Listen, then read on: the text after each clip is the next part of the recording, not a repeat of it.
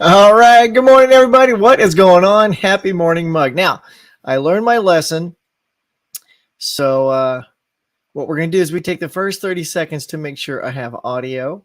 So, all right. Good morning, everybody. What is going on? Happy morning mug. Sounds like I do. I learned my lesson. So, pardon me for the cough. What we're going to do is we take. All right. We look good. See, this is like when you're a one-man show and you have to do like your checks and balances. When you're on this particular program, you can't tell that you're on, like other than the meters bouncing. So you seem good. I thought I was last week. I walked on 2.5 minutes. People like, we can't hear you. So, all right. So I think you can hear me. Please say if at any time this new mic I'm trying to use, up the quality of the audio so you can hear me better, and got this new camera so you can see me better, all that good stuff. What is going on, everybody? Good morning. I hope you're having a fabulous morning. I hope you got your cup of joe, maybe your morning croissant. Some of you are already on the East Coast, so you're probably getting ready for lunch. So whatever zone you're in, it's all good. So, sit back, relax, and enjoy the morning mug.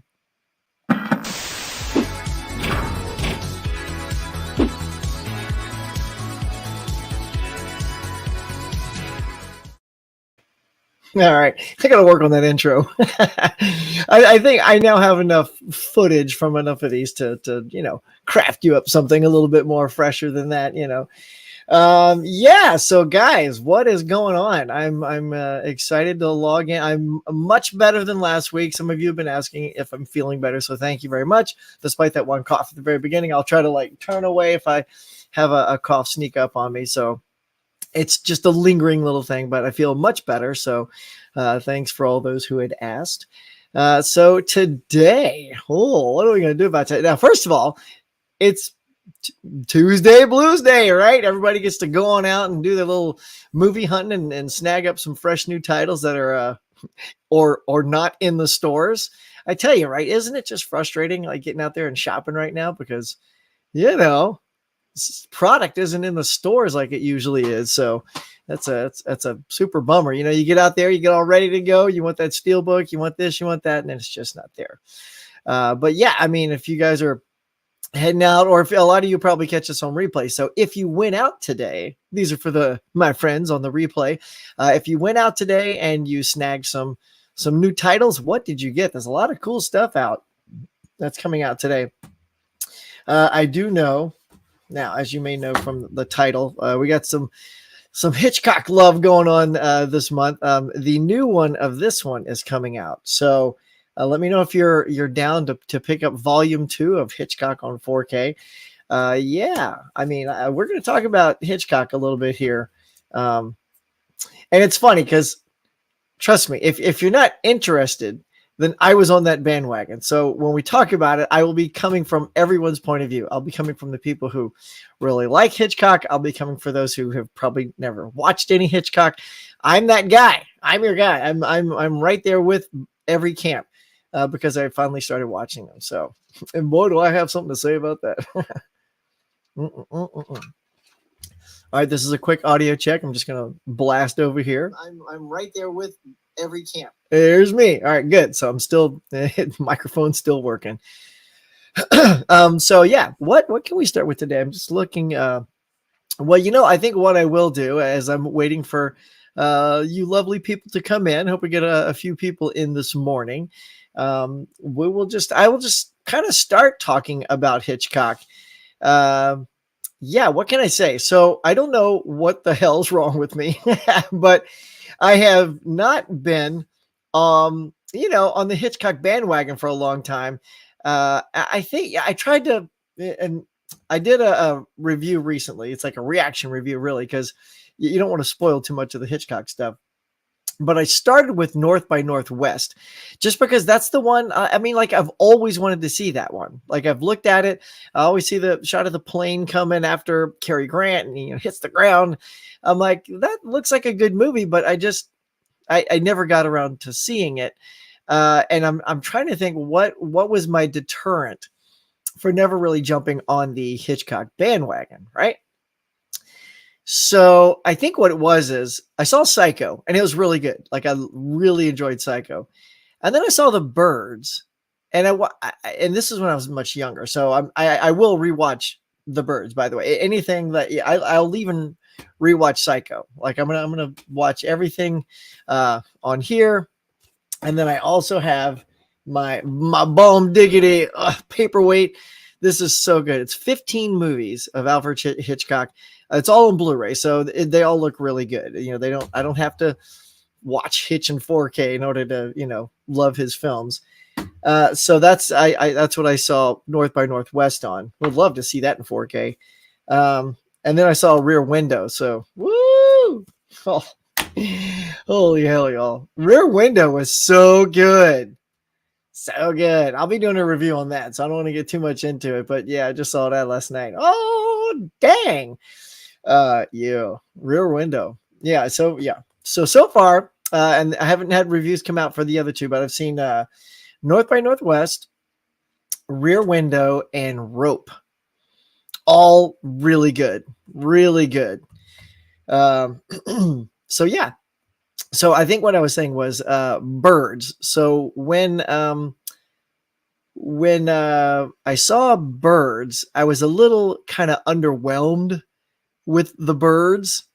So I thought, maybe that's what all Hitchcock stuff is like. Maybe Psycho's his only really good film. And, it's the Birds. Just, I don't know. When I was younger, wasn't that impressed with the Birds. So maybe that was the thing that pushed me off of, thinking he was this master that everybody kept talking about. But, luckily I'm shaking that. It's been a long time, y'all. So enough time has passed that I think, we can get over that. And yeah, so started watching some Hitchcock, y'all. And it's may I say, very cool. Very, very, I'm happy to be joining the Hitchcock parade. Ken over at Mid-Level Media. Shout out, Ken. What's going on, buddy? He is doing Hitchcock Month. And so while I had this a different plan for my May, I had a different theme that I was going to shoot for.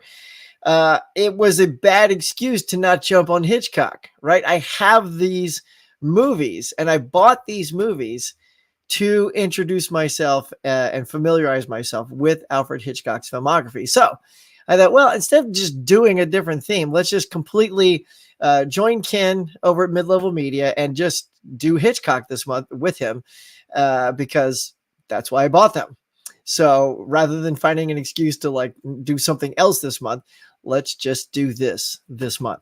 So yeah. So what will be my next Hitchcock film? I don't know. Let's see.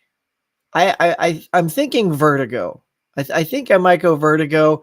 I feel like maybe I saw a couple of things. No, you know what? Yeah, maybe some clips on Vertigo, but yeah, I have not seen it for sure. Oh, hey, look at that. It's got Michael's here. So let's pop it up. Oh, Highway. Oh, fuck. Sorry, I'm late. Oh, I'm glad you're here, man. I'm just talking about my jumping into Hitchcock here. So, so yeah, I'll tell you just briefly because people, so far it's just me and you. So we're just hanging out, bud, which is totally awesome. I was saying how I haven't really seen any Hitchcock for some reason. It's like this big hole in my filmography. And I just started with North by Northwest, and then I did Rear Window and Rope. And dude, I'm telling you, I was like, I'm loving them. They're so good. Like they each have their own super goodness. I gotta check out Marnie. So yeah, so check this out. All right, so it's all on here. So I'm excited. That's the one with Sean Connery, isn't it? If I remember, if my Connery, yes, that it is Sean Connery. Look at that. Just the fact that Sean Connery is in a Hitchcock movie. See, that's the other thing is when you think Hitchcock, I don't know, your brain always just goes kind of like Jimmy Stewart. Like he's in every Hitchcock film. But you actually get some surprise celebrities that I forget are it. So you got Sean Connery, and then Paul Newman is in the very next one as I turn the page. Torn Curtain. So you got Paul Newman. So Julie Andrews. So I'm super excited to get into this. So I will be getting to Marnie. Do not worry, because I've seen 3 so far, and I am super, super pumped. So yeah. Hey Brian, dude, welcome. Hey Huck. It's like first time being able to watch this live. I am so stoked you're here. Yeah, I love having new faces here. For anybody, let's see. Yeah, Brian, I think you weren't able to do.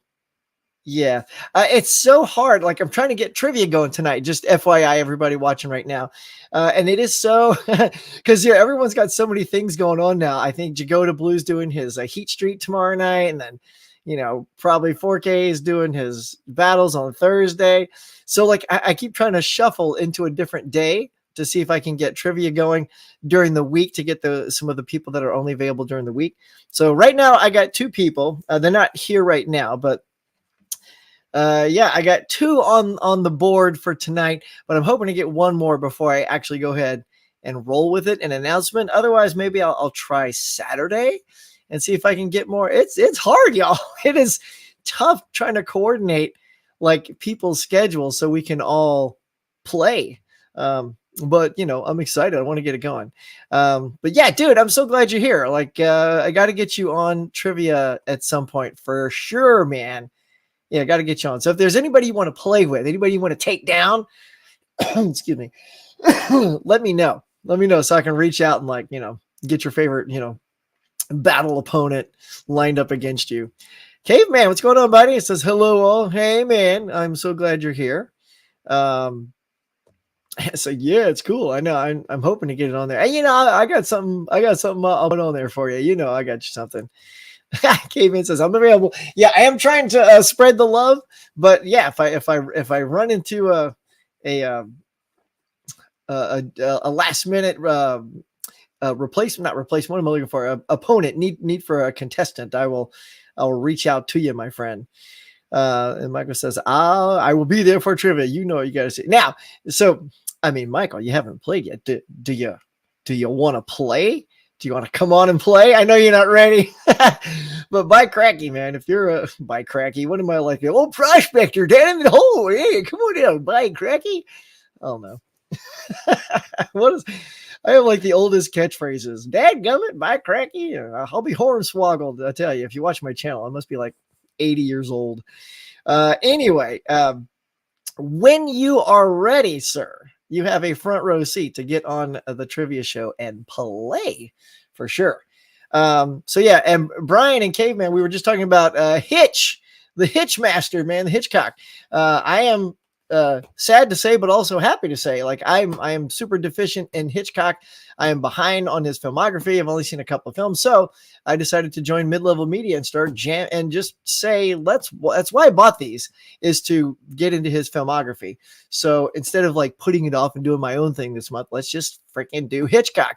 And so I've seen 3 already: North by Northwest, Rope, and Rear Window. And may I just say, they are all so freaking good. They're just, oh my God, I was just so happy when it was over.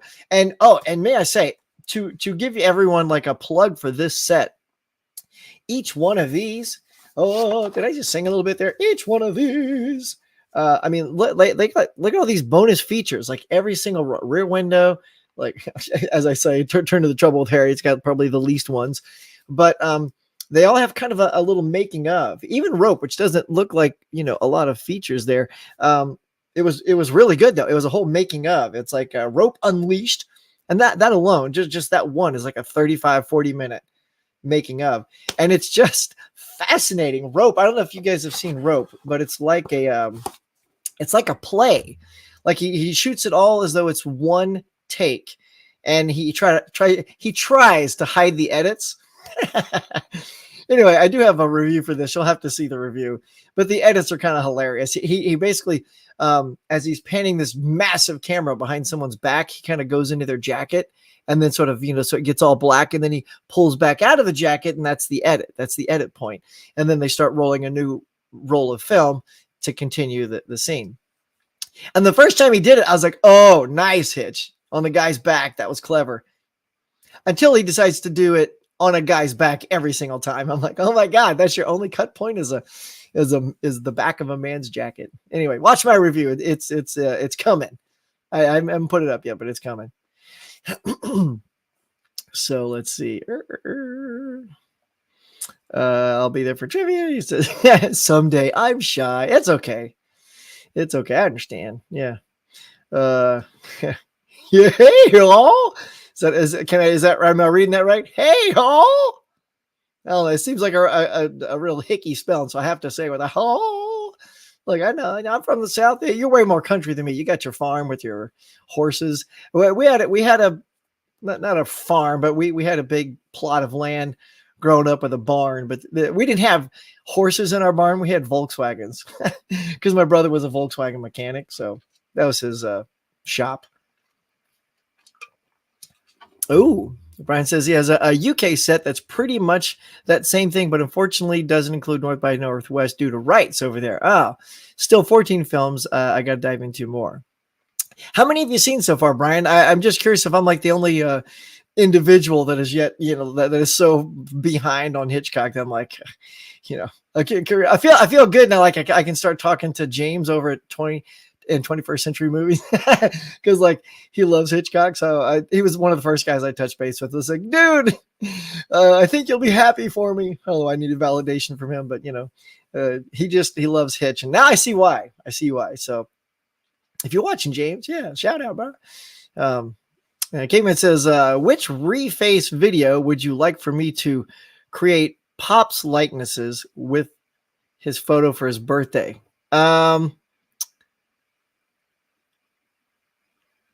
don't know. Maybe I'd have to see the samples. Yeah, but yeah, Pops, man.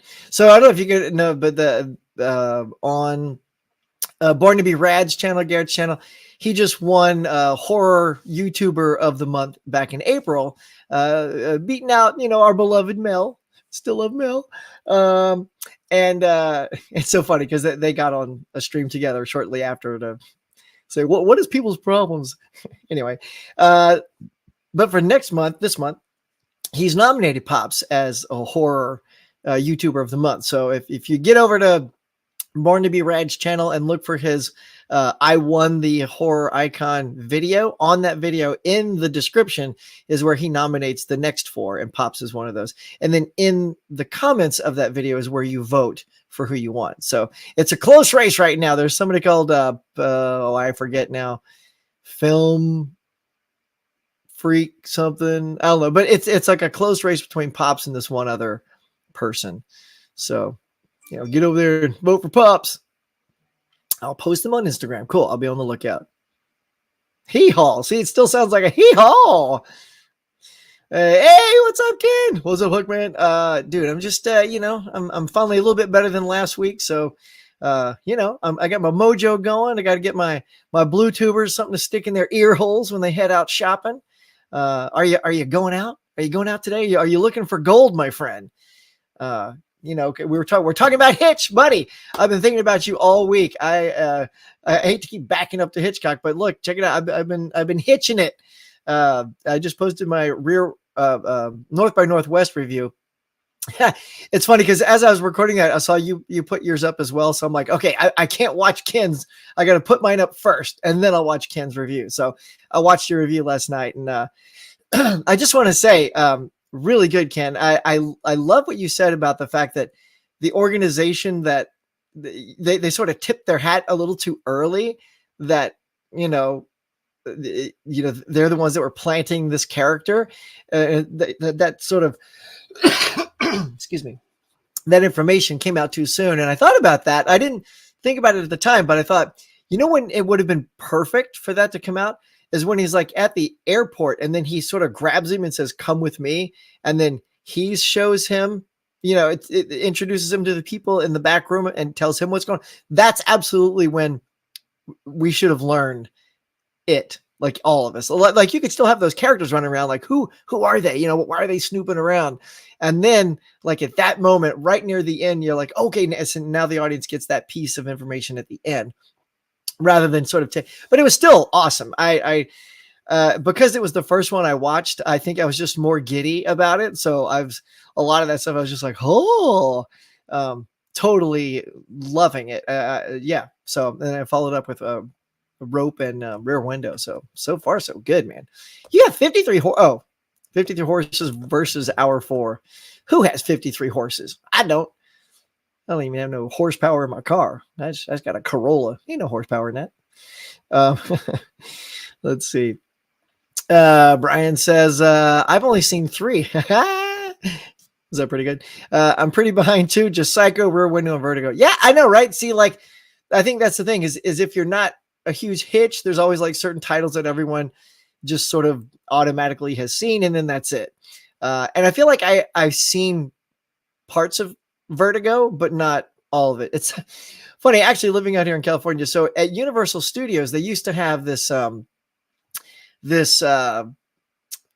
attraction where you go in there and it's all sound effects and stuff like Hollywood sound effects, and you go in there and you if you guys know what a Foley artist is the person who provides the sound effects for films. So if somebody walking through the mud, you have plungers going through the mud like that, or if you tip over a mailbox, they have so you get to do those things on camera, like you're watching the big screen, and then a light comes on, ooh, and then you dump your thing over, or you rattle something with your hands, and so you kind of supply the soundtrack for a film, like a film clip, and that's so super cool. See, that's the kind of attractions I like at Universal, is when it's like really movie related. And another one was, aside from the audio part, is also showing you how they do green screen special effects. And I think it's Vertigo. I don't want to ruin anything of my own, but I think isn't Vertigo where Jimmy Stewart is on the Statue of Liberty? I think there's a connection there. I don't know what it is, but because I haven't seen it. And anyway, so they put us in a chair, and then they pull the camera, so it looks like you fall. So I don't know if he falls off that, but he fell out a Rear Window, and hang on, let's not get ahead of ourselves. He fall out a Rear Window. Okay, let's see. Where are we at? Sorry, you guys are like chiming in pretty good here. Oh, that's funny. You can't live in the country without having an old car that don't run. I know, right? Yeah. Oh, we had so many of those Volkswagens sitting outside of our barn, just grass growing around it. I'm like, oh, please don't turn into one of these places. So eventually he, got him working and got him out of there. Feed the peppermints. It's funny you say feed the peppermints. Let me show you something.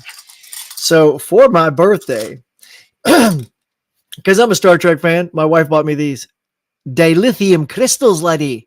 That's right. You put these in. I don't want to put them in and start clacking them on my teeth, but yeah, they're little mints. And they're it's like almost like a what are those things? What is the name of that mint that everybody talks about? Oh God, I can't. It's been so long since I've had them. Altoids. That's it. Yeah, it's very Altoid powerful, but it's like tiny. It's really small. So anyway, and not in that set, but I've seen Strangers on a Train. Oh, okay, Strangers on a Train.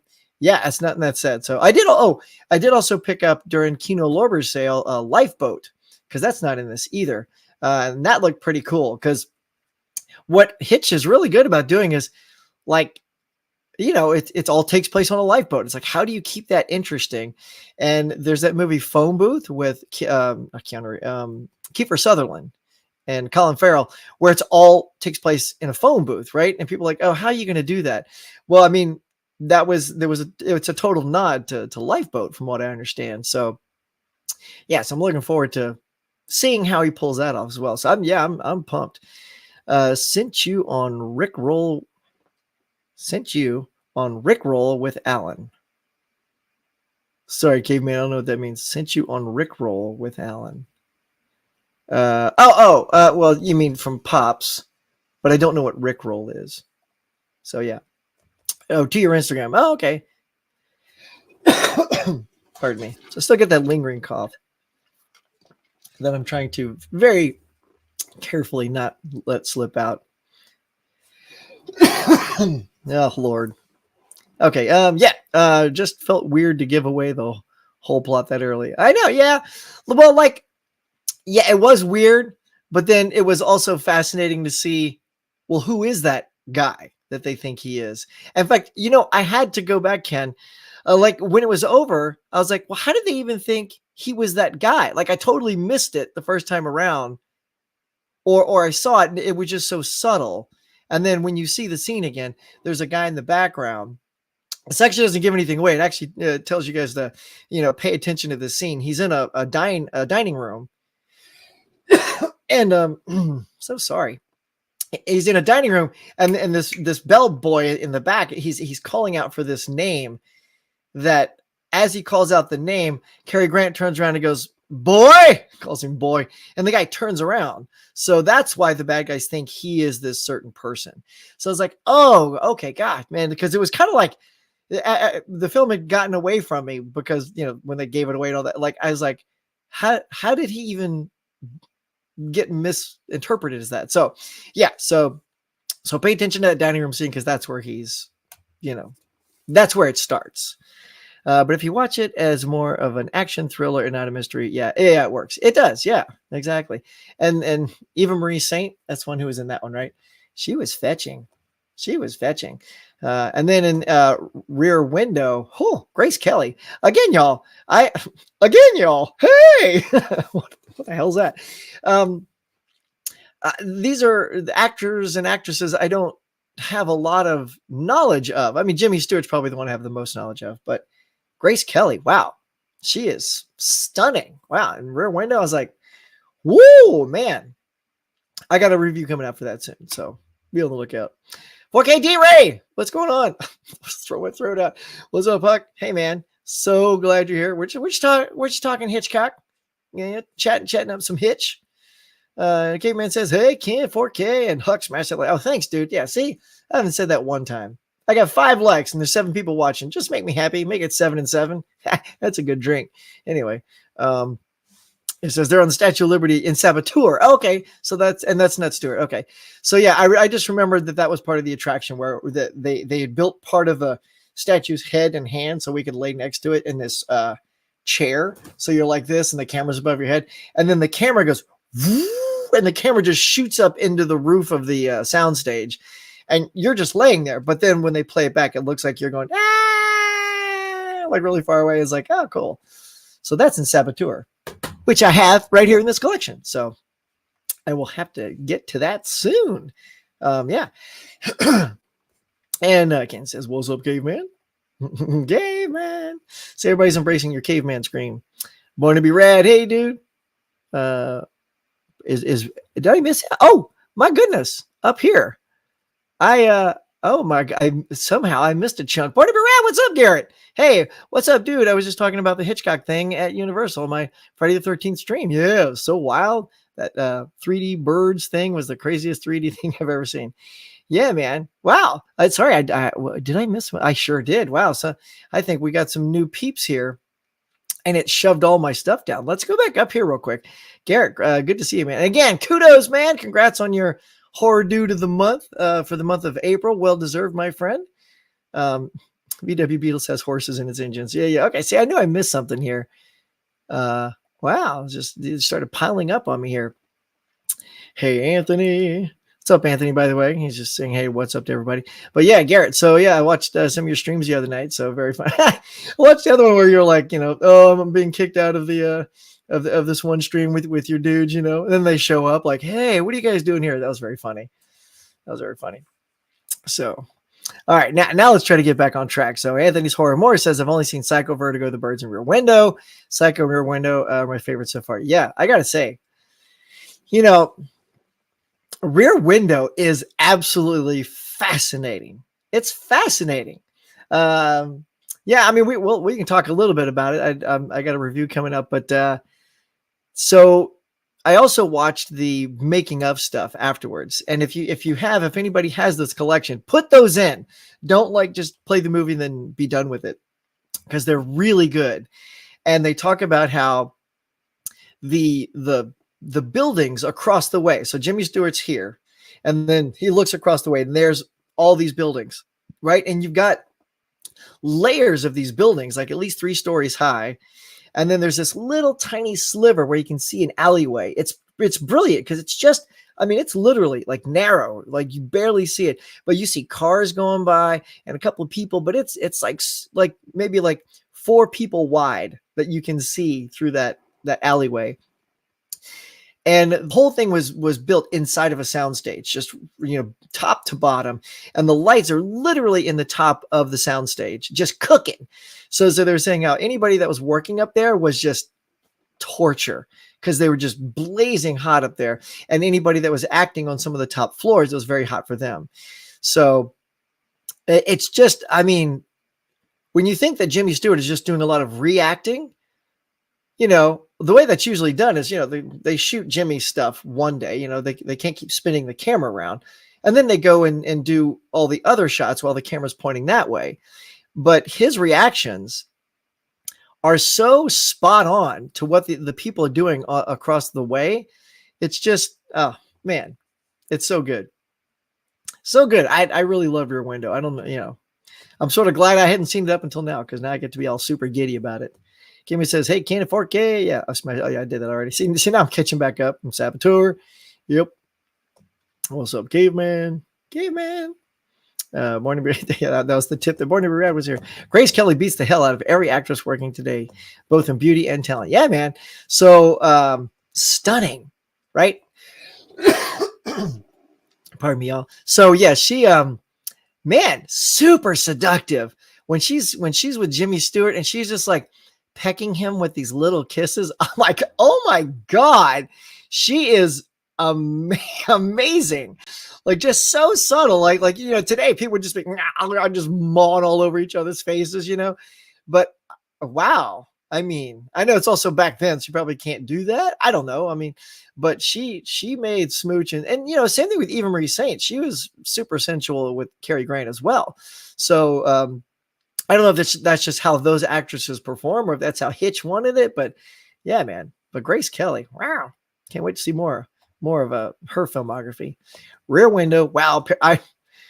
Yeah, we'll just leave it. Yeah, right. Yeah, even like if you guys have seen the original Godzilla, Raymond Burr is in that film. So yeah, it took a second too to realize that was him. Anthony says, "What's up, caveman?" Brian says, "It was picture day in my 5th grade class, and my parents didn't realize. Oh, and I went to school. Oh no, the bloodied up psycho shirt." Oh, dude, that is the best story. Right? Just, hey, what's up, everybody? Oh, so did you just roll with it, or did you like turn it inside out and have the stitching on the outside? That is so funny. See, that's the problem, Brian, when we have all these just horror t-shirts in our collection and feel like they're the coolest thing to wear out and about on any old Tuesday. Oh my God, that is so funny. Garrett said, "Morning, Be Right," says, "Thanks, man." Yeah, dude. Yeah, I love watching your channel, man. Super fun. Now there's something down here. I can't quite get to it. Huck, you're the man. Everybody's got to say. Everybody's got to say hey. Oh yeah, everybody say hey. It's so funny. The my comments are starting to get cut off right after your name. Anything else popping up there? All right, so let's see. Smash those likes. What do we got? Oh, that's nice. We got 8 people watching, or 8 people hitting like. That's cool. So real quick, I got to show you guys something. So my lovely niece Amber said, "Uncle Brian, I sent you something in the mail that I think you will like." So with you guys right here, right now, let's take a gander and see what this lovely lady sent me. So I've already scored the edges. Oh, there you go. You can tell it was still slightly sealed. All right. Oh my God. So she knows I love 2 things. Well, I love many things, movies, but I also love Elvira and Funko Pops. And so, this is so cool. Look what she got me. She got me this amazing, I'm talking right into the microphone, sorry. Elvira in the sparkly dress, y'all. This is a, one of these special edition ones. Oh my God, that is so flippin' cool. Yeah, I like over here on my shelf, I already have like Elvira laying on her couch Funko Pop. So this is, oh my God, this is so cool. It's even got the little protector case. So that is outstanding. Amber, my dear, thank you so much. Your Uncle Brian's very happy right now. So this is how cool this chick is, right? So my niece, so not only did she send me like really great Funko Pops with Elvira, but when I was starting my channel, I kept trying to open all my movies with my small fingernails. I kept saying my fingernails zipping through the thing, and I kept wrecking my nail. So she's like, Uncle Brian, I think I need to send you something to open those movies. So check this out. This is a Klingon knife because she knows I'm a Star Trek fan. So this is a Klingon. I was a Targ. I forget the name of it. You know, I can't speak Klingon. I can try. You know, kapla. It's about all I can say. But yeah, so this is a letter opener, but I don't use it to open letters. I use it to open every new movie. I just pop it right into that little sidewell and just go. Roof, roof. So yeah, look at that. So she sends me Klingon knives, Elvira Funko Pops. I mean, I got some nice fans out there, y'all. So yeah. All right, so that's my viewer mail for right now. Yeah, I don't have any new pickups this week or anything yet, but yeah. So let's see. Caveman says, "How tall is she?" Well, it's just a standard Funko Pop. I don't think you mean my niece, but I think you mean this Funko. Yeah, it's just a regular sized Funko Pop. It's not one of those bigger ones. So yeah, I like that sparkly dress. Yeah, it's nice, man. Cool Elvira. Love that. I know. I love her. I met her a couple of times. And actually, back in the day, about 20 years ago, I did an Elvis documentary. That's awesome. Like, thanks, man. Do you collect any Funkos too, Anthony? Just curious. But yeah, I met Elvira, and but Cassandra Peterson, the one that plays Elvira, I did an Elvis documentary, and of course, she was in a movie with Elvis, so we interviewed her. And then the guy got sued, the guy who made the documentary, because he was cheap and didn't pay for any of the like photos or videos that we were using. I'm like, we are using a ton of Elvis Presley stuff. So you need to like get some rights for these. He goes, we'll just put them up for, 5 seconds and it'll be like called, newsworthy or I don't know. He got busted. And so it never came out. So she never got to see it. So when I met her and she signed my 8x10 Elvira photo, which I put up every October for Halloween, it comes up. I whispered to her, I'm like, "Hey, Cassandra, sorry about that Elvis documentary." And her eyes perked up. She goes, "Oh, what happened to that?" Like she broke character for a second. I'm like, "Dude, he got sued for like $1 million because he was like, horking all this Elvis stuff." She's like, "Oh my God." So I wish I had like a spare one. So next time I could see Elvira, I could like give it to her. Maybe I'll just give her mine. So here you go. Maybe she'll, give me a trade. It's like, sign this for this. Anyway, she's super awesome. I just love Elvira. She's so great. Pardon me. All right, let's keep going here. Let's see. Gotta love that Klingon knife. I do, man. Every time I zip open a new movie, I pull out my Klingon tuck darg. I don't know how to say that. Anyway, yeah. Kimmy says, you forgot my user mail. No, I didn't. I think you weren't here last week. Are you talking about your all these things back here? There's a $6 million man and all that. We did it last week, buddy. Yeah, I don't know if you saw that episode. If that's what you're talking about, because I haven't gotten any user mail since then. And I praised you. I heaped praise upon you for that bodacious box set. Look, see, here it is. I'm not kidding you. This was. Just so everybody knows, if this is what Caveman's talking about, he sent me like the honk-in set of The Wire, the full series right here. I don't know where to put these now. Copy of The Last Starfighter, which is excellent. I'm going to try to watch it with my daughter. The entire honk-in set of the $6 Million Man on DVD. Super cool. And then over there, I got the 4K of the Francis Coppola's Dracula.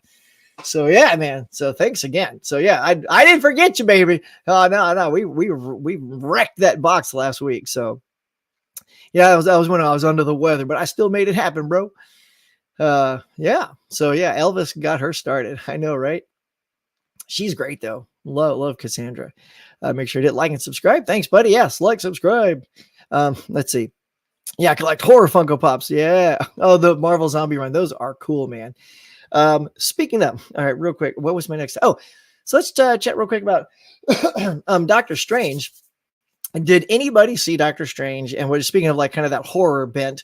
It was kind of fun seeing Sam Raimi's touch on a Marvel movie and really put that sort of that horror zing into it.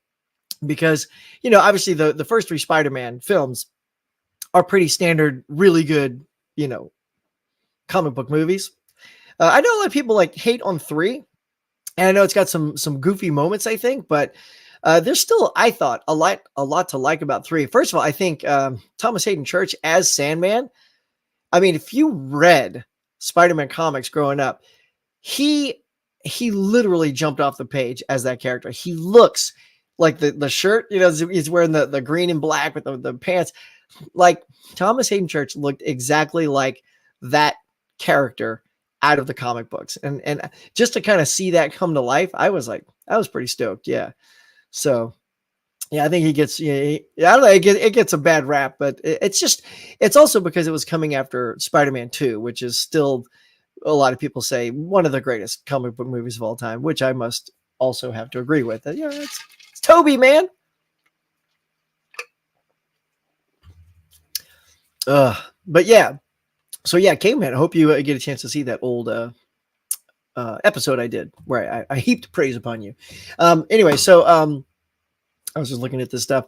So with Doctor Strange, yeah. So Doctor Strange, I really enjoyed, and I thought the horror, they got some zombie stuff. I don't know if anybody watched the Marvel What Ifs, but they got like there was a zombie What If, which was quite entertaining. And there's a Doctor Strange one where there's like sort of this, I call it the mirror universe, Doctor Strange, Star Trek reference, shout out. And so some of those things kind of appear in Doctor Strange, and there's a great, typical cameo. I mean, look, if you're a Sam Raimi fan and I tell you there's a cameo in Spider-Man, you'll know, you should expect this cameo in Doctor Strange, and it's pretty funny. So yeah, that's pretty hilarious. But I didn't like it as much as Spider-Man after I've sort of sat and sort of digested it a little bit, but it was still a good Marvel movie. I'll just say that. Like Eternals, I was pretty tired. Like I was like I thought that dragged out a little bit, and I kind of just didn't care. Like I didn't just, whatever was going on. It just, I don't know. It didn't resonate with me. Actually liked Black Widow better than Eternals, Anyway, so that's where I'm at there. I'm looking forward to Love and Thunder, though. Thor, Love and Thunder. Oh, man, Natalie Portman. She got her arms jacked, man. I don't know how that tiny waif of a girl got such, honking arms, but yeah, good for her, man. Anybody else like pumped for Thor, Love and Thunder? Have you seen that trailer? Oh my God, it's so funny. When he's like, look into the eyes of the person you love.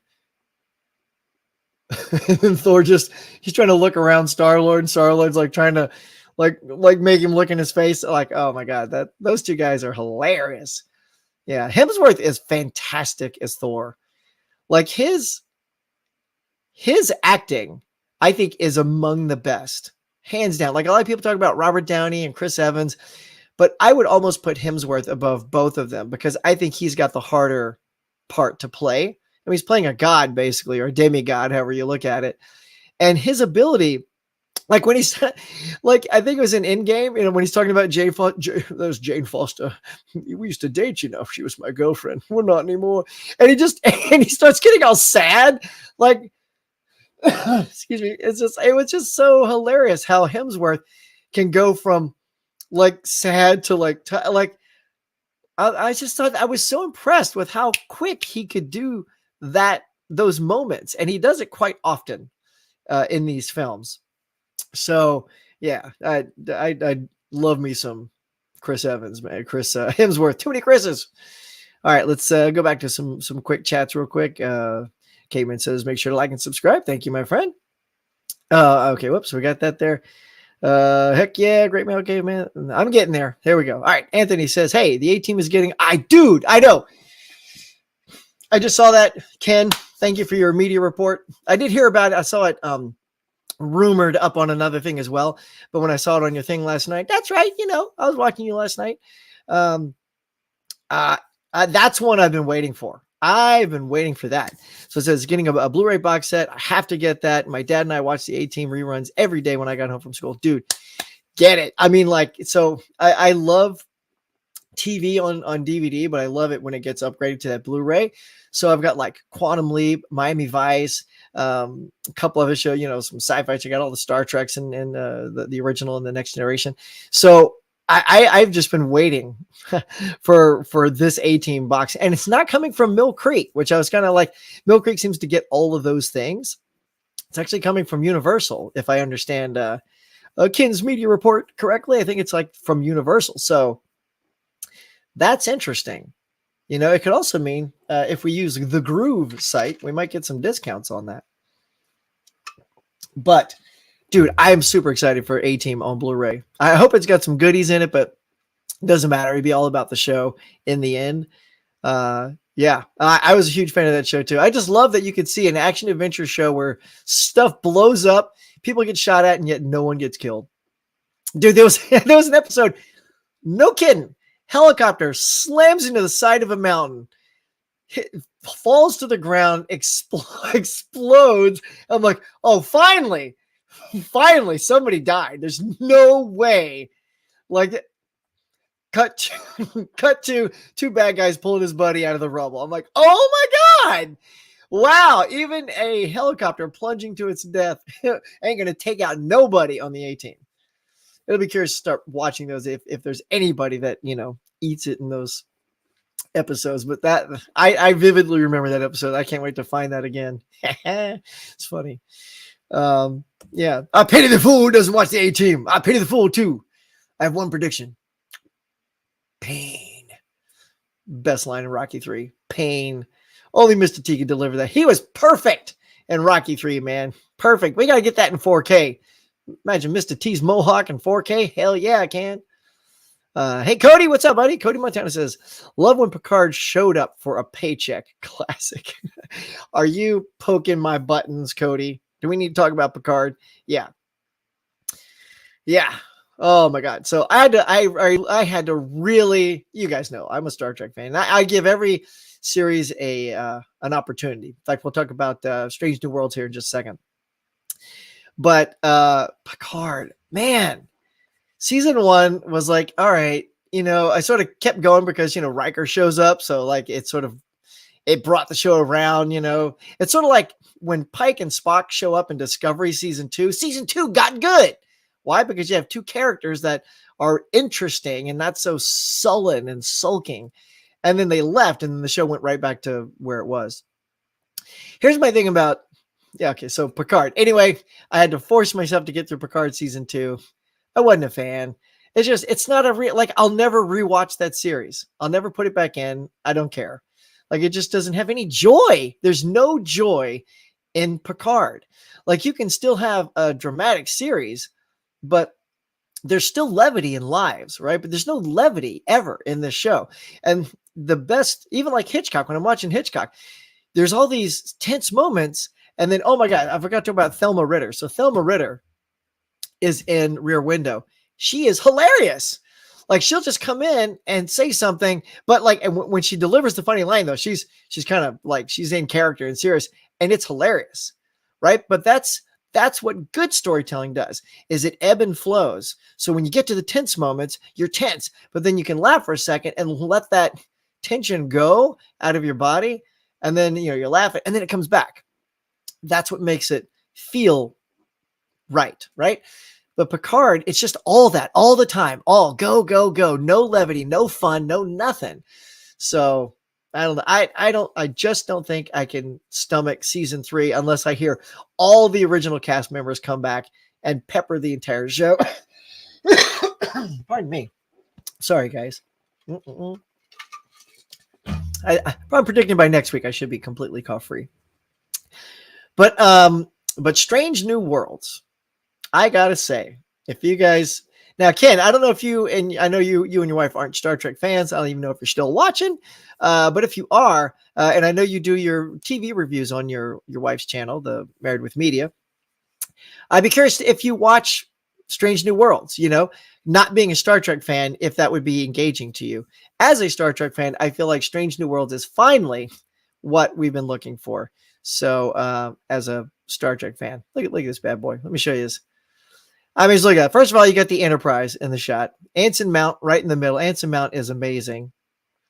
So here's the difference. So you got the cast of Strange New Worlds on the left. Look at that. They got smiles, they got energy, and then you got poor Monique Green on the right just looking pissed or sad.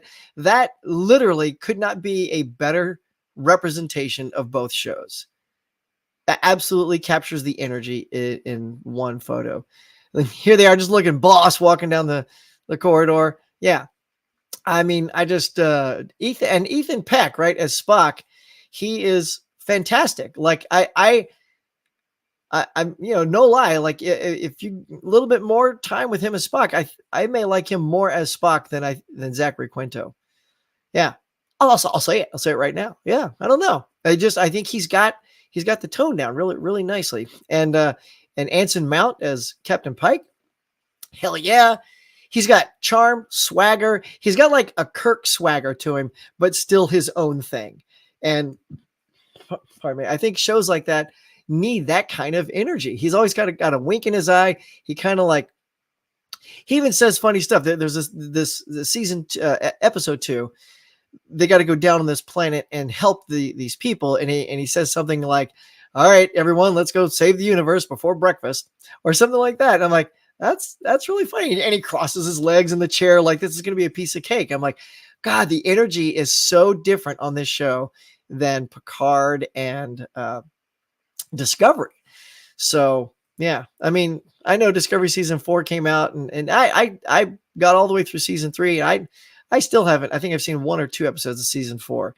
And when you're only 4 seasons in and you're losing your audience like that, I don't know. Here's the thing. I think they're good science fiction shows. Like if they didn't have Star Trek tacked onto it, I'd probably be watching them a lot more. Like, oh, that's a good show. But as a Star Trek fan, you want your Star Trek to have a certain something to it.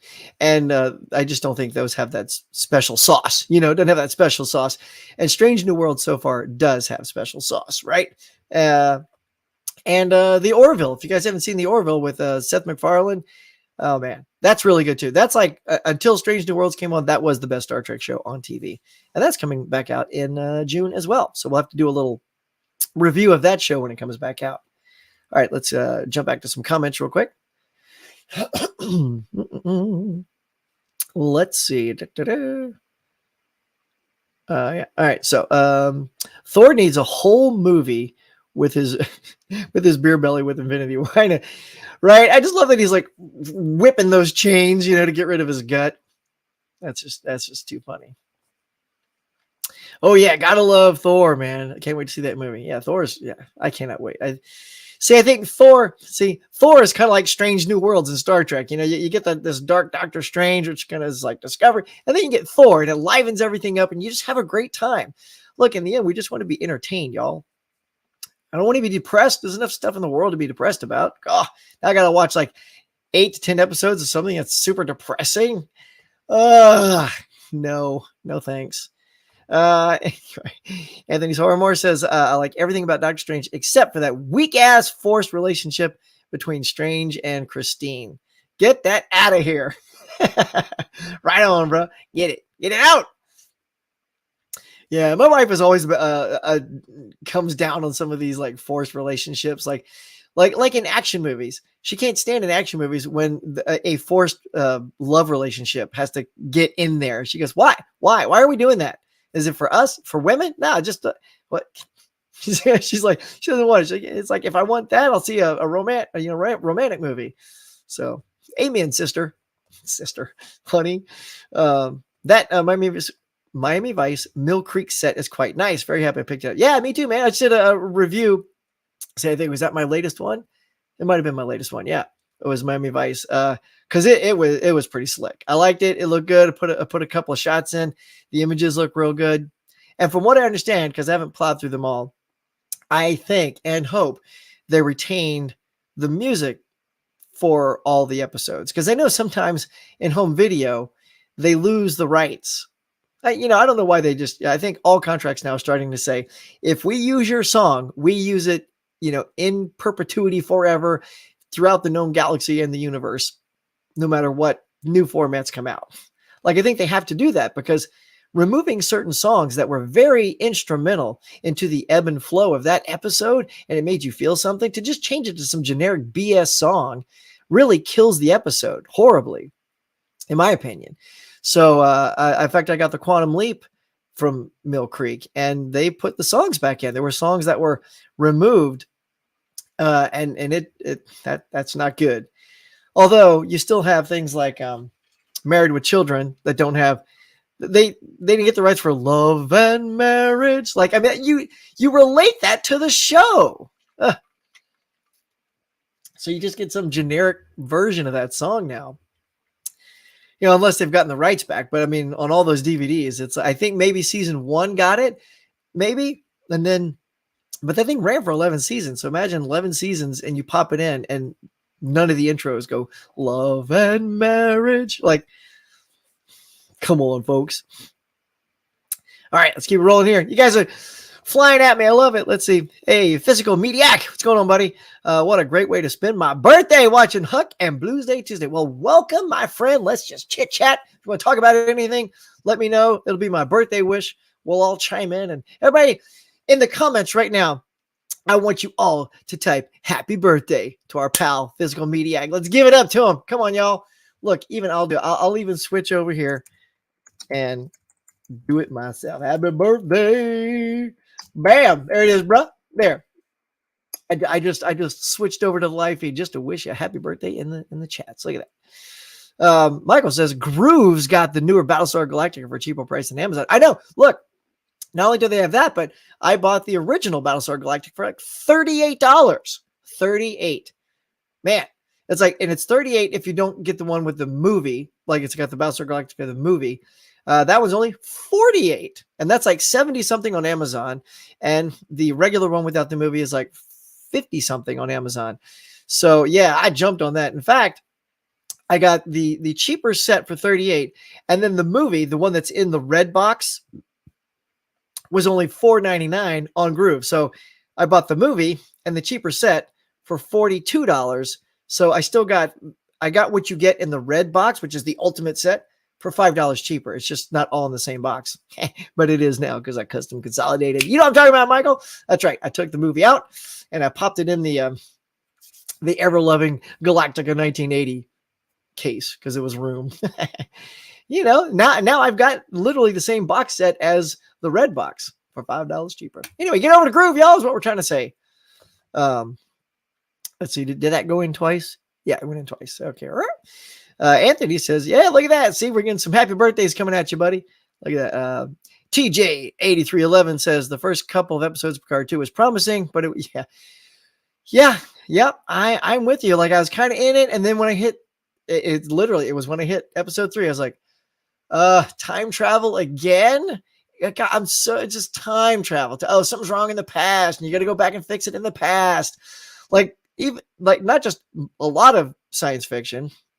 I mean, even Avengers Endgame used time travel to go back and fix stuff.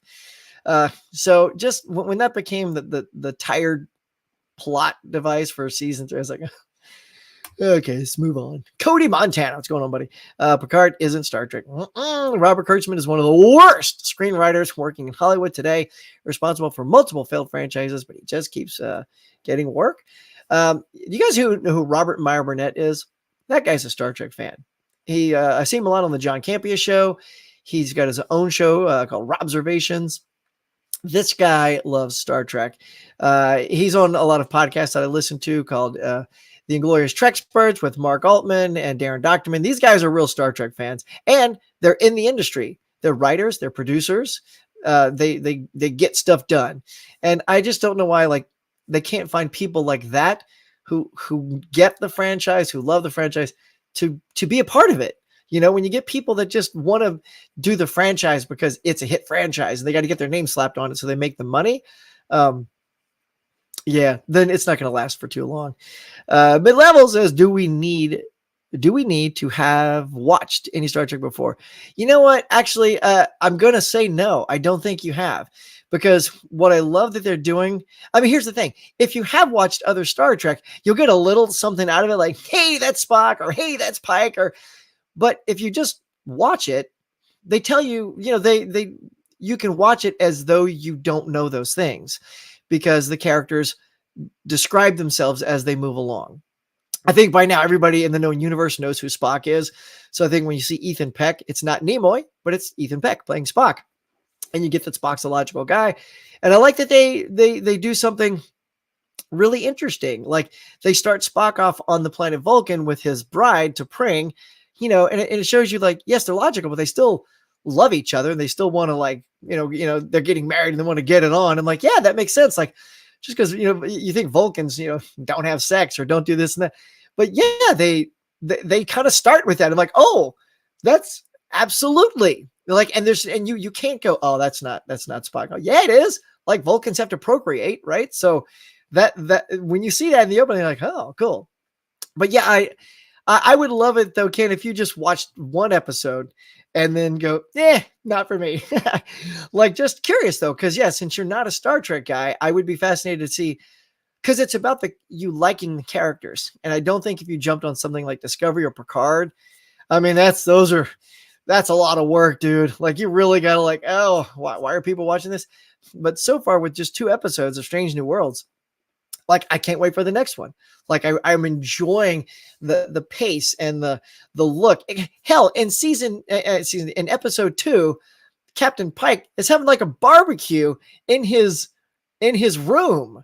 I'm like, what? This is great. It's like they're having a party. They come in like, hey, they're grabbing chicken. They're like it felt like a lived in, like what we would all do. Like if we're all hanging out and it's a rough day, man. Let's somebody fire up the grill. Let's cook. Let's eat. Let's have a good time. It's not just all, sit in the chair, stare at the screen, yell some orders, So that's what I'm getting out of this show.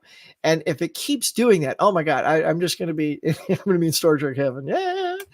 So yeah. Cody Montana says, I'm not interested in anything that CBS or Paramount does with Star Trek.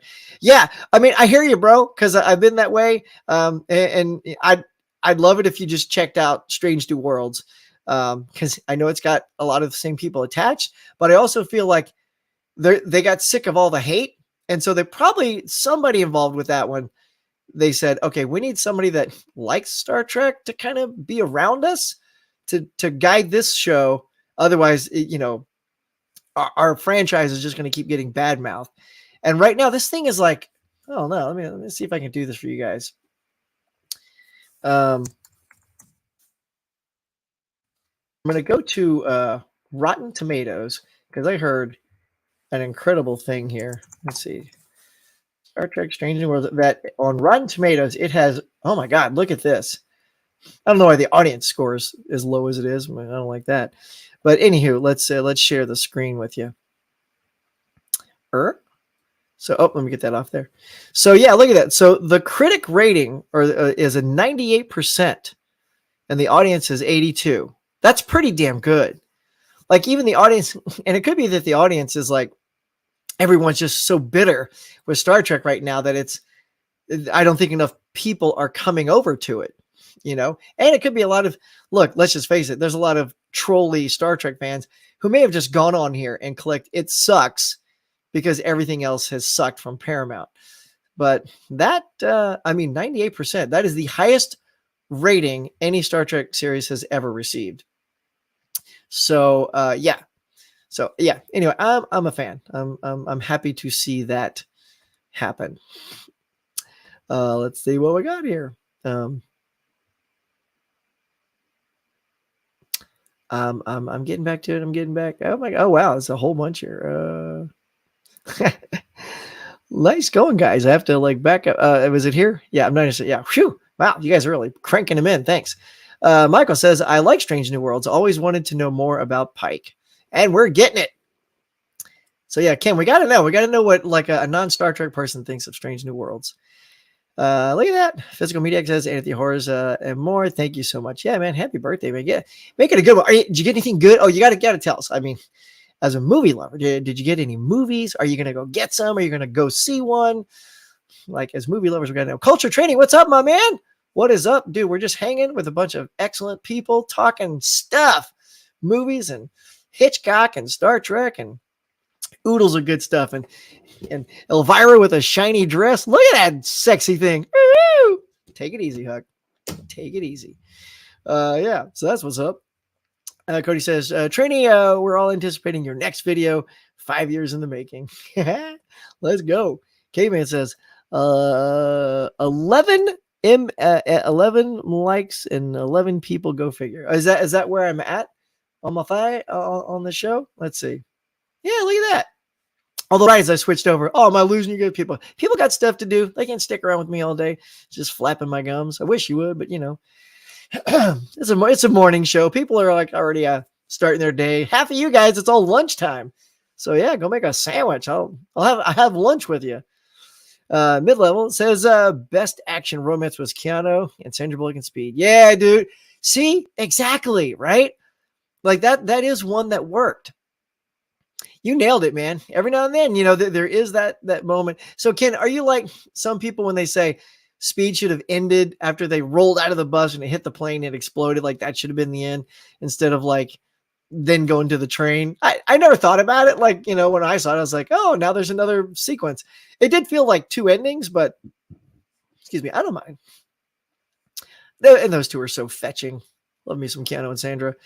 Right. Okay, cool. I'm so glad you said this. Hey, Ben, what's going on? Ben Grimm says, right, like on Lost City, I felt there was no chemistry between Bullock and Tatum, at least not. Yeah, it's so funny you say that because I just watched it and it was so cute. Like it was a cute movie.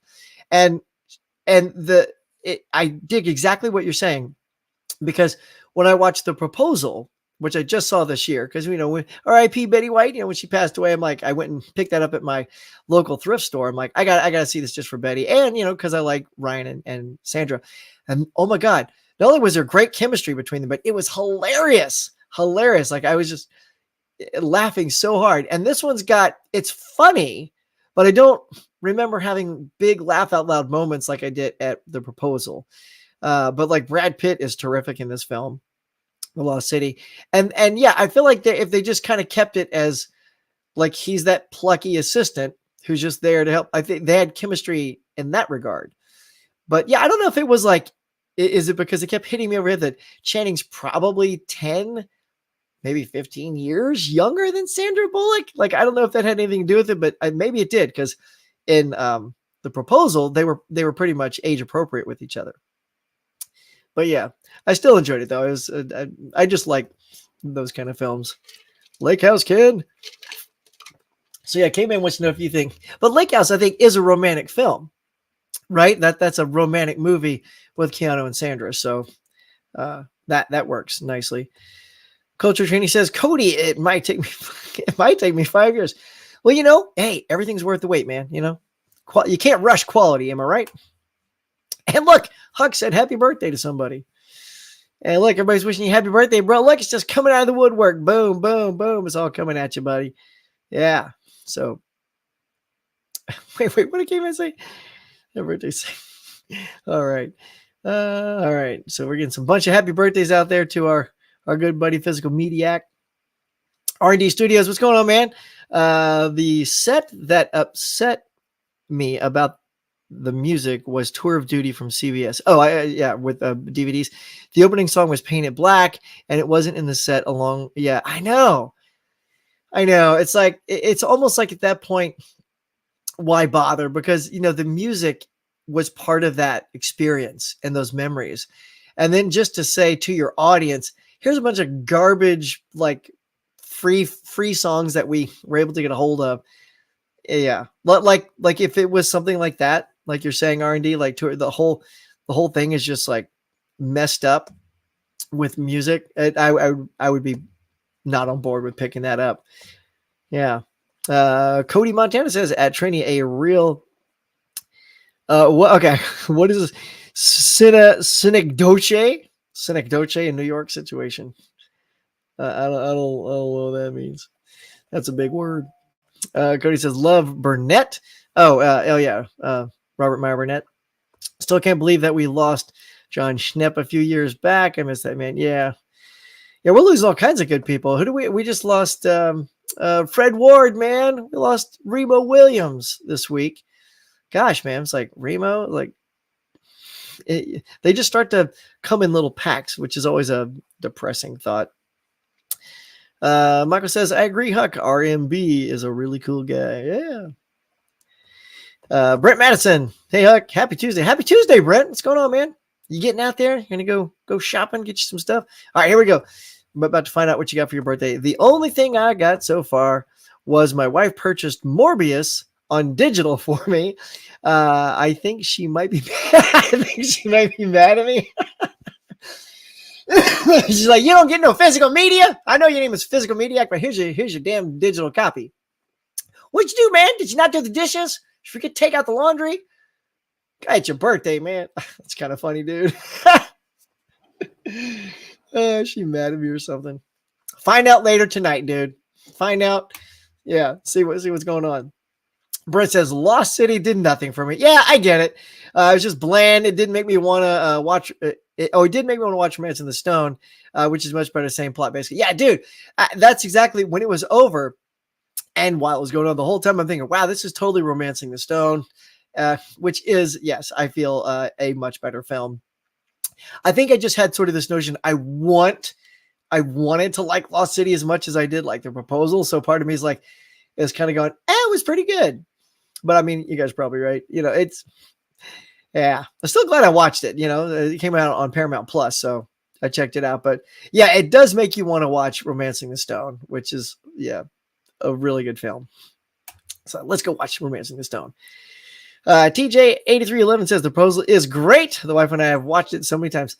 Dude, I'm telling you, I just realized your avatar is the moon. Is that from the other night? So here at my house, we had an absolutely stellar, no pun intended, as I go stellar, obviously it's completely intended, great shot of the eclipsed moon. Because not only is there a mountain, what I love about California is we got mountains surrounding our neighborhood, and literally there's this app. Let's see. And I'd never heard of it. So here, I'll show you guys this app or tell you what it is in case you don't know. It's called Skyview, right? And you hold your phone up and literally it shows you all the constellations and what you're looking at. You can literally point it at the ground and it looks through the planet. And then so if Saturn is underneath you, it'll look down. You can see where the Hubble telescope is or the space station. It'll see all those things in the sky and tell you. And so it told us that the moon was going to come up over that mountain right in front of my house. So my friend Joe set up a camera, pointed it right there. And sure enough, all of a sudden, you can see the top of the moon pop over the mountain. And then it just started rising.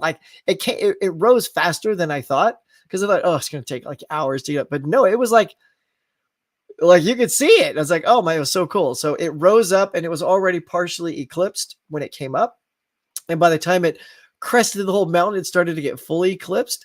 It was awesome, y'all. I always miss those too because they always say, you got to get up at 4 a.m. for this great lunar thing or this comet. I never do. Because it's too early. But that was at about 9 p.m. my time, so it was perfect. So yeah, there you go. Fred Ward. I know Fred Ward, RIP Fred Ward, Tremors, all that good stuff. Yeah, Miss Congeniality. That was funny. Sandra just got some good stuff. I think that was the other thing too, is I was just happy to see Sandra get back to doing a comedy because I think it's been a while since she's done comedy. And it's sort of like Tom Hanks. Tom, when is he going to get back to doing comedy? His comedies are so good. That whole first decade of his acting career, he did some just amazing, great comedies. And then, and then became an Oscar winner and, then it's all drama. So yeah, I think you got enough Oscars, man. Let's get some comedies tucked back in there. Tim, what's up, buddy? Tim Talks Talkie says, hey, Huck, super duper late, but wanted to pop in and say, hey, you're awesome. Thank you, my friend. I'm just glad you popped in to say, hey, it's always good to see you there. Romancing the Bone. Ken, Romancing the Bone. That's a real deal. Yeah, I worked in a video store growing up. And we had the adult section behind the curtain. And I always love the hilarity of the movie jokey titles. If I made porn, I would only do porn that had jokey titles to movies because Romancing the Bone is hilarious. We didn't get Mama Blu-ray in here today. I wanted to say that I was watching Sue's. She got a big old unboxing of all these things that came in on their doorstep. That was pretty cool. Wouldn't tell her, yeah, it was a good video. But romancing the bone. Pardon me, my friends. All right, R&D, he says, have a good day, everyone. R&D, thank you, my friend, for stopping by, dude. Excellent, as always, having you here, sir. Soon to release from Vinegar Syndrome into 4K, romancing the bone. Look, let's start. Yeah, Vinegar Syndrome. That is not, I know we got a lot of our collectors in our community here that they all talk about Vinegar Syndrome, and they just don't. Their collection of films just don't do it for me. I mean, I even bought Drop Dead Fred under protest. I don't even know why I bought that thing. It's probably not even good. I just saw so many people getting it and FOMO kicked in. I'm like, if I get it, I better get it now, but I better get it with the slipcover because I only care if it's got the slipcover, because then if I hate it, I can sell it and it'll be worth more with the slipcover. That was my mentality. So yeah, I don't know. Vinegar Syndrome. What do you got? Like Vinegar Syndrome, Synapse? No, what was the other like super horror-y one? Yeah. So just, they're just some of those labels. Yeah, I'm not diving down that path. All right, here we go. Let's see. Anthony Soros says, have you seen Cursed or The Cursed yet? No, I didn't see that. I did see people seeing that out in their Blu-ray hunts. But no, I haven't picked those up yet or seen them yet. Are they on streaming? Oh, by the way, speaking of streaming, speaking of horror, I was able to finally pop on Scream 5, whatever you want, the newest Scream. All right, so let me ask you guys a question about Scream. So I always love me some good Courtney Cox, Neve Campbell, love seeing them, and little Dewey was back. And you always have to get the new young cast in there. So and they always say, oh, there's two people playing the ghost, whatever. Look, I'm not going to give anything, whatever. Okay, so there could be spoilers. So if you don't want a minor, I'm not going to tell you who the character is, but I'm going to talk about height issues, which could technically be a spoiler if you haven't seen Scream. So put it on mute and then come back in like 2 minutes. But, real quick, I think Michael's leaving, says, hope you have an awesome day, sir. Trivia time soon. All right, buddy. Have a good day. So you've got two people playing the Scream, or two people should be the Scream character. And then this one person's tall and the other person's short. And every time you see Ghostface, he's tall, or it's tall, or she's tall, right? And so the movie actually did a decent job. Like there's some kind of tall people in it, but there's also a couple of short people in it. And then like when you get near the end of it, I don't care if I'm going to spoil it. I'm not going to say who it is, but one of the characters is short. And then this is the character who says, I killed another character, and he cried like a bitch. I'm like, hold it. So you were the one that killed this character? She's all of 5'0". And now the movie is asking me to accept the fact that the other one, who's tall, at least 6'2", 6'4", wasn't the one in costume that killed this other character. It was the short ass person who's 5'0" that in the scene is taller than the person it kills. Taller. Two knives dead,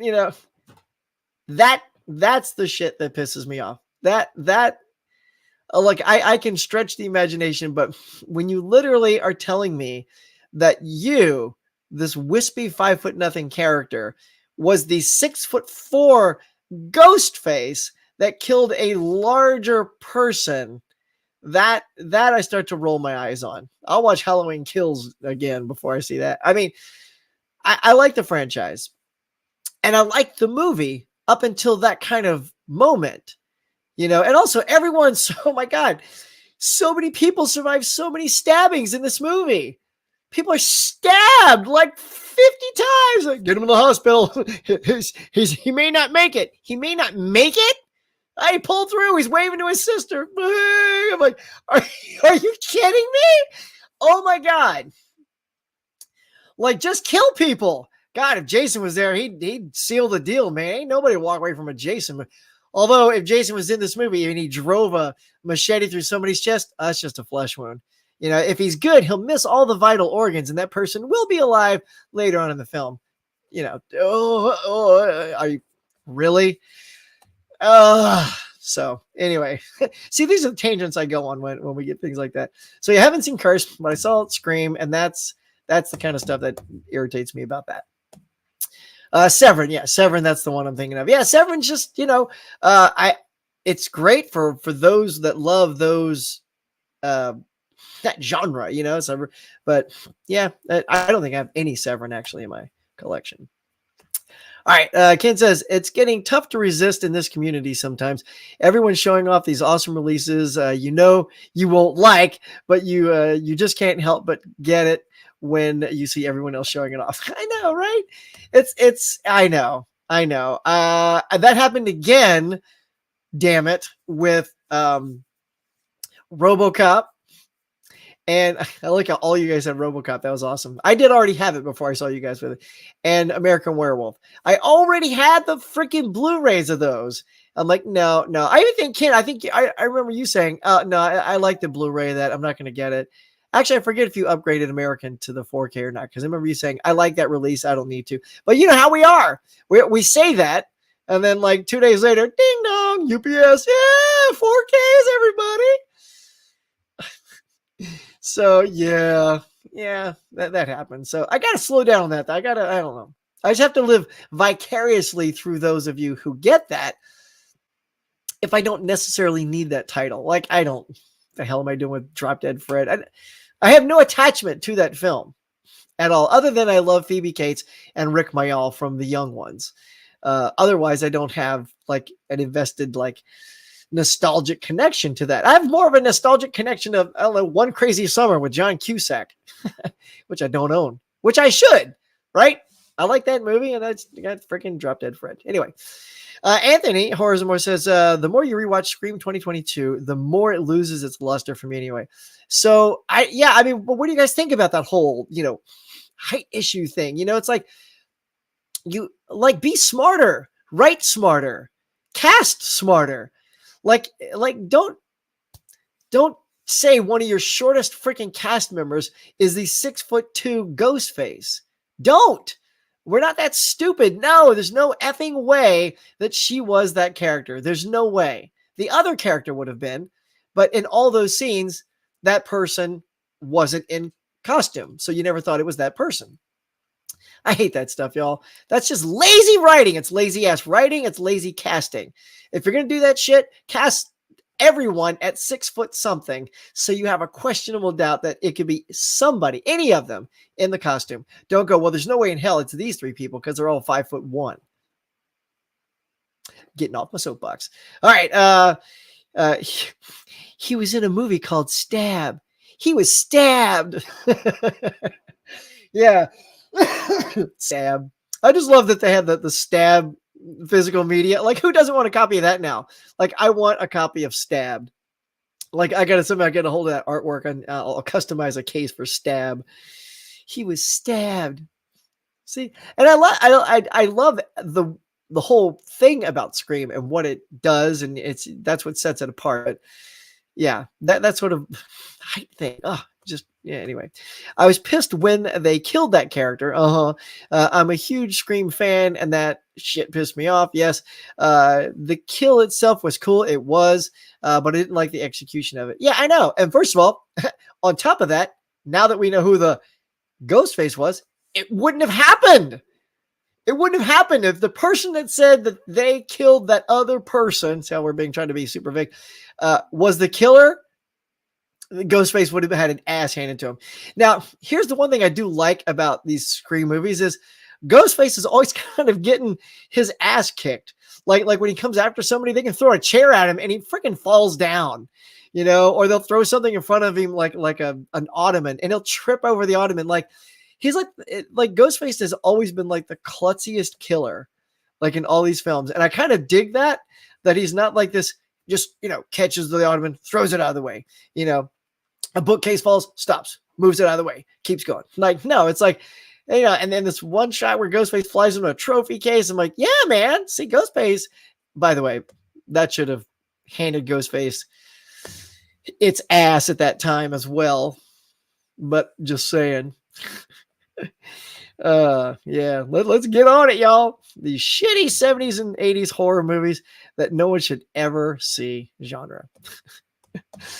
Oh, man. So, yeah, that's the one thing. It's like, I've been trying to like peel out a bunch of these other movies while my wife and daughter are at work and school and before I start work. Look at me, man. Oh, Lord. It might be time for me to start work, y'all.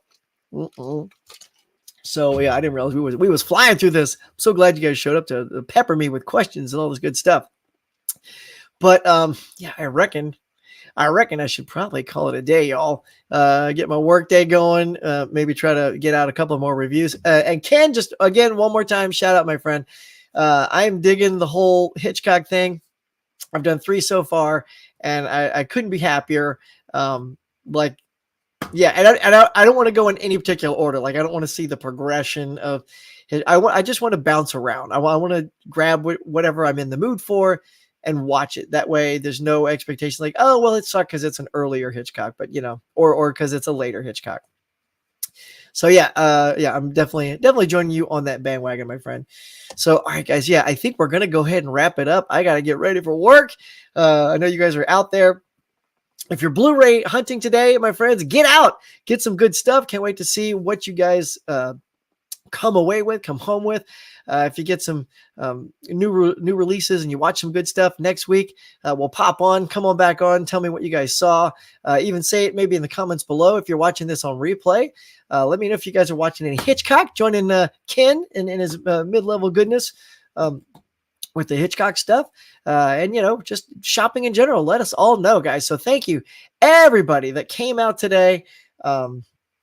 Hey, we got one last one. Andy says, hey, see everybody. Yep. Thank you so much. If you were here and didn't get a chance to hit like and subscribe, please do that now before you head out the door. But yeah, everybody that stopped by and to say, hey, even briefly, like Tim just popped in to say, hey, thanks to everybody. You guys make my day. You're the reason why I do these every Tuesday. So I had to sort of wait to the last minute to post this one because I wasn't sure again with the cough, but I thought, you know, they're my friends. They'll let it go. Next week, I should be pretty cough free. So, all right, guys, thank you so much for checking out the Morning Mug. I hope you guys had a good time. I sure did. But do it again next week. We'll do it again next week. And we'll have more topics and more chats. So you guys have a good day, and I'll catch you later.